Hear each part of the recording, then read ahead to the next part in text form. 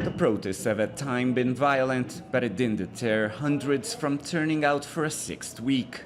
On Wednesday, rallies were sparsely attended, yet clashes started early as a group of indigenous Misak tried to topple a statue of Christopher Columbus. They were stopped by riot police with tear gas and stun grenades. Dozens were injured. As Misak people, we are performing an ancestral revitalization of the historical memory of the indigenous populations of Colombia. In the midst of the 21st century, there should be no space for racist representations of colonial power that marginalizes and excludes our communities. Human Rights Watch says it has documented at least 20 killings, as well as illegal beatings, sexual assaults, and arbitrary detentions. It accuses the Colombian police of egregious abuses and is calling on the government to take urgent measures to protect people's rights and commit to police reform.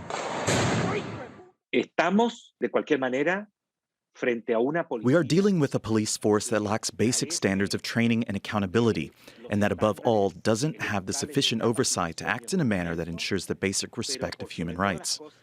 President Iván Duque says he will propose changes to policing that include putting body cameras on officers and creating a new human rights directorate. The protesters are demanding a demilitarization of the police force and that officers' crimes are placed under the jurisdiction of civilian courts. International pressure to do so is growing. Demonstrators have also been staging a protest in front of the Hotel Tequendama, where the leaders of the protests have been meeting with a delegation of the Inter-American Commission on Human Rights, tasked on investigating the abuses committed during the protests. The government is not listening, and watchdog institutions in the country are controlled by the government. Criminal complaints fall on deaf ears. That's why we need international organizations to help us to achieve the safety guarantees we cannot get internally. Members of the Commission have also spoken to government officials, judges and civil society organizations during a 3-day visit.